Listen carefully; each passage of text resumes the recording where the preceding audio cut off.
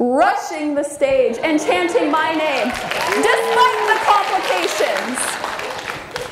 Red roses land at my feet as I graciously bow to my patient audience.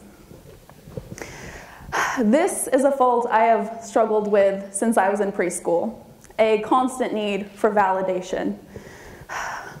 When I was 4 years old, I tasted the oh so sweet glory of receiving a shiny gold star next to my name. We all want to be recognized for our accomplishments, some more than others, and that is fair. But when we no longer have someone to validate us, we may find ourselves debilitated by a lack of confidence in our abilities. Any teacher or other figure of authority in my life can tell you that I constantly seek approval in their eyes. I am the first, and usually the only, student in the class to enthusiastically raise my hand to volunteer to read the passage, just so I can hear the teacher nonchalantly utter those two little words that I crave so much: good job. I am also the student that incessantly persists my teacher to finish grading the test, because I need instant gratification. These behaviors have earned me the title of teacher's pet and busybody, but let me tell you, I take pride in these so-called insults. I have no shame in my obsequious tendencies.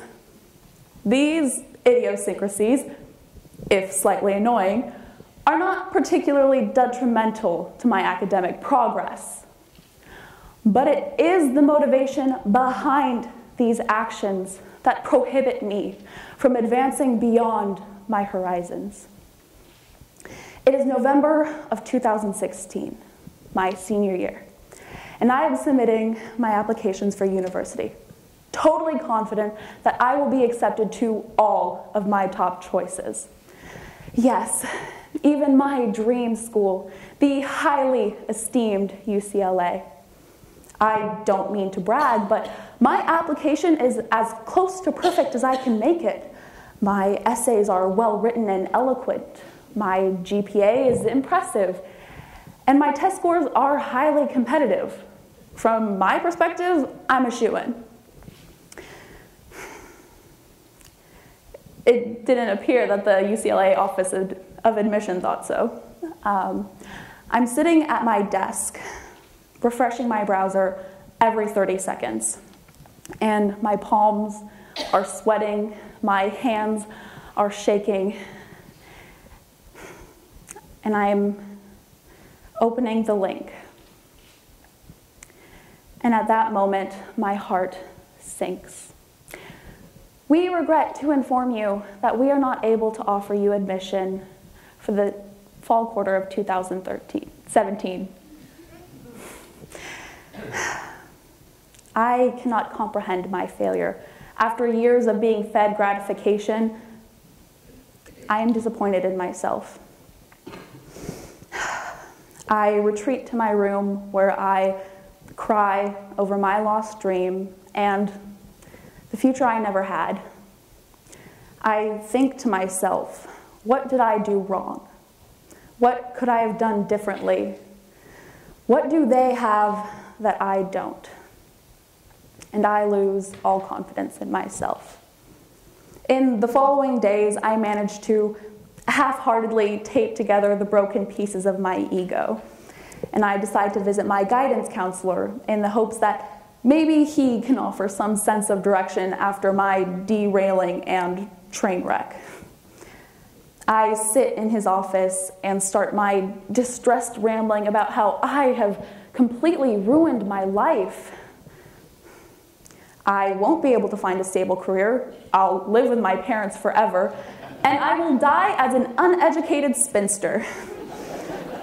He patiently nods his head and listens to my melodramatic teenage monologue, then calmly looks at me and says, "You're not perfect. I know you hate to hear it, but you're not. These words sit in the pit of my stomach and make me feel sick as my eyes start watering. It is the last thing I want to hear, but the most important. Because I let my identity be dictated by others' opinions, I cannot allow myself to be anything less than perfect. This is the reason why I am ashamed of myself for not being accepted to my dream school, the dream school that is expected of a perfect person. It has been a few weeks since the ordeal. I'm not crying anymore.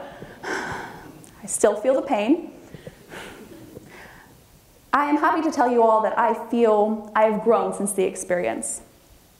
I cannot stand here and tell you that I am not disappointed in myself, and that I don't think about what my future could have been if I was accepted.